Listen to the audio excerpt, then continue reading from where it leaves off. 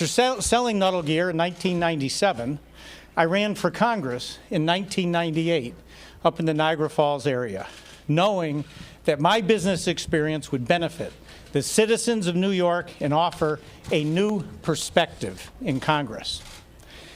After being humbled in that race, I spent the next 10 years as an entrepreneur, investing in and helping to stabilize dozens of bankrupt and financially distressed companies, saving and creating hundreds of jobs here in Western New York. In 2007, I was recruited to run for Erie County Executive to turn around the effective bankrupt county. I was elected, and by applying the principles of Lean Six Sigma, turned around the county finances in 18 short months, all the while honoring my campaign pledge to work for $1 a month. One of the many companies I invested in was a small drug development company, Innate Immunotherapeutics, that was working on a unique cure for HIV patients suffering with AIDS. Ultimately, that focus shifted to a treatment for secondary progressive multiple sclerosis, which is one of the deadliest autoimmune diseases known to mankind. My affiliation with this company is why we are here today. I've been an avid and unwavering supporter of Innate Immunotherapeutics for more than 15 years, long before I came to Congress or was elected county executive here in Erie County. Over this time, my affiliation with Innate Immunotherapeutics has prompted attacks on me, my integrity, and my investments by my political opponents.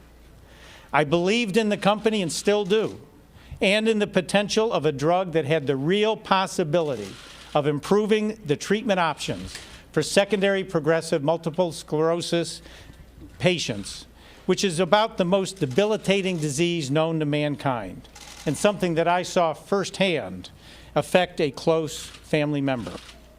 Over the years, I invested heavily in Innate, became the company's largest shareholder, and an uncompensated member of its board of directors.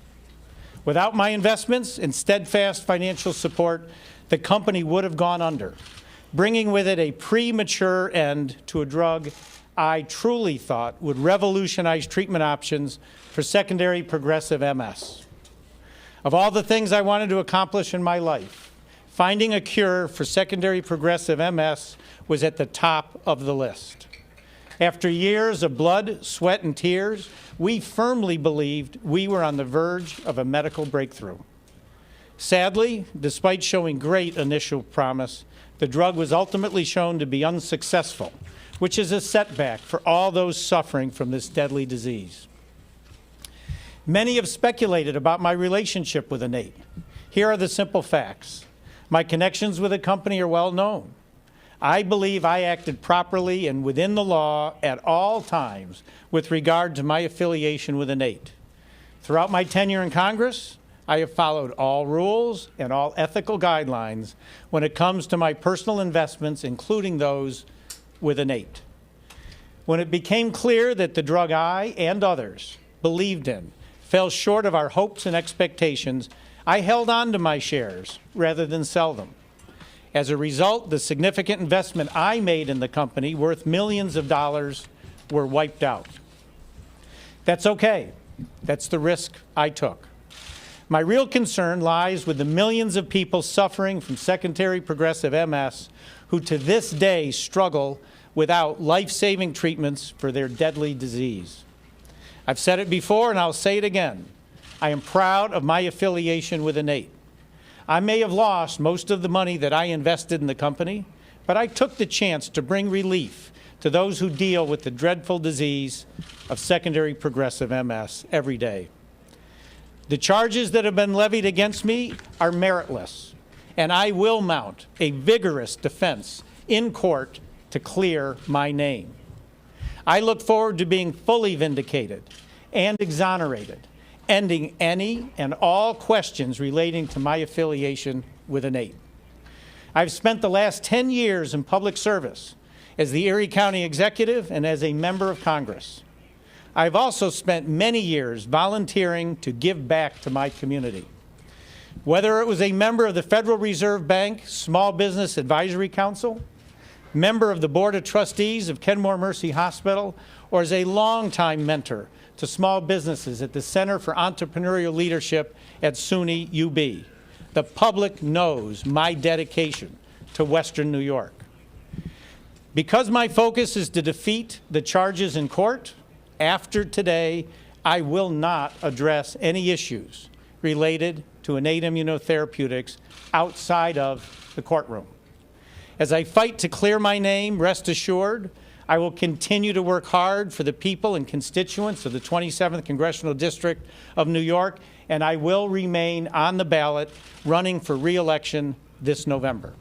Thank you very much, and have a great night.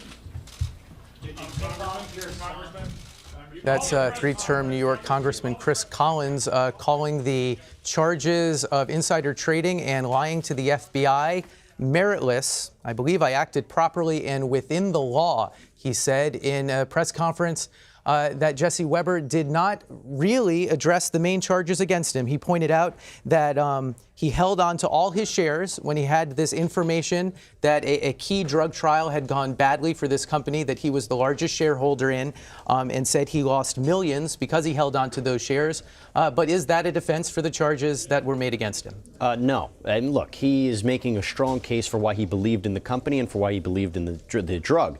The problem is that he's charged with a multitude of crimes, and it really doesn't matter whether he lost money on it or not. And let's not forget, he wasn't legally able to sell those shares because of a number of factors, including being investigated by the ethics commissions and that he was a board of director, and this was all in Australia. The most important thing is he has been charged with conspiracy, lying to the FBI, wire fraud. All of this really doesn't matter because what he ultimately is accused of doing is taking material, non-public information, sharing it with another individual, and that person traded on that information. That is the key fact of this case. Walk us through some of these facts. What do we know? What was laid out in the indictment? So what was laid out in the indictment was he gets an email from the CEO of this company saying that the drug is a total failure. We know in a written email back, he was surprised by the results. 15 seconds to a minute after getting this email, he makes a phone call to his son. Now, we don't know what the phone call is, but you put two and two together, you know what it looks like. Well, what does the son then do? Right. Son then, minutes after this, starts taking proactive steps to sell the stock. His wife, let me rephrase, his fiancee immediately logs onto her brokerage account. In the next morning, after having this conversation, he immediately dumps the stock. In the days after, he keeps unloading and unloading stock, and we know he couples that with conversations with his father. We know that from the phone logs. So in a circumstantial evidence case, it's very strong. His best defense is we don't know what those phone calls were. You're Chris Collins' defense attorney. What's your advice to him? Exactly this. I say, you know what? The elections are coming up in November. We know that October 11th is a status hearing. I'll do everything in my path to try to prolong any trial, to try to prolong any discovery. Let's push this past November, have a clean public image as much as possible. This press conference helped in that way. It wasn't for the prosecutors. It was for potential voters. At the same time, what does the prosecution have?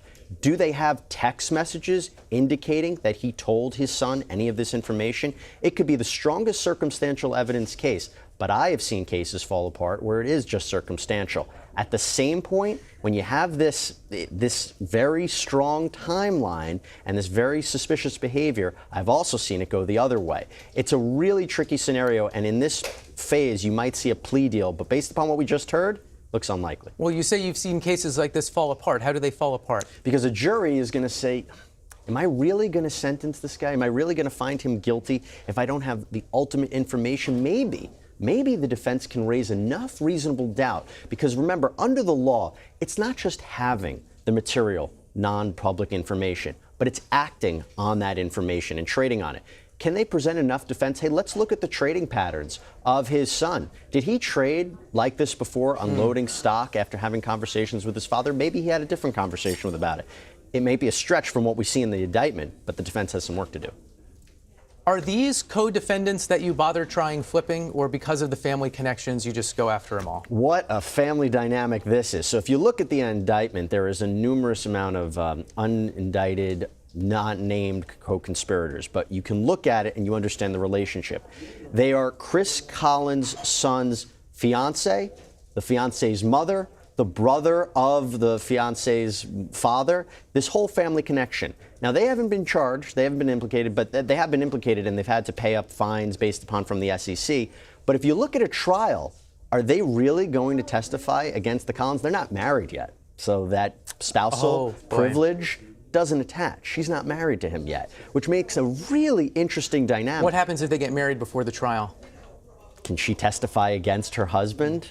Probably not. And that becomes an interesting dynamic. But again, are they having conversations right now about you have to save yourself?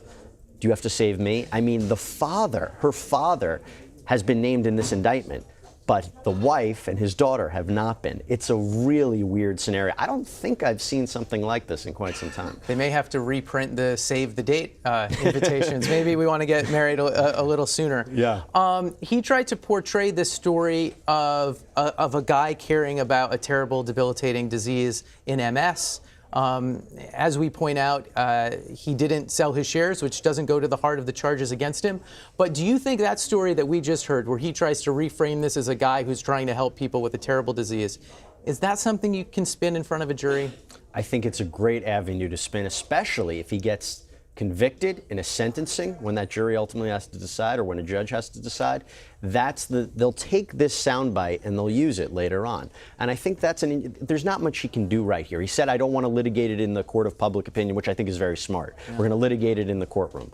The problem is there's not much more he can say. Do I believe, or if a jury or the public or voters, I believe that he believed in this company and he wanted it to work and he believed in this drug? Absolutely. But it's not going to really help him from a legal perspective. Okay. Jesse Weber, thank you so much for your insights as we hear and try to speculate at what the future holds. Thanks so much. Thank you.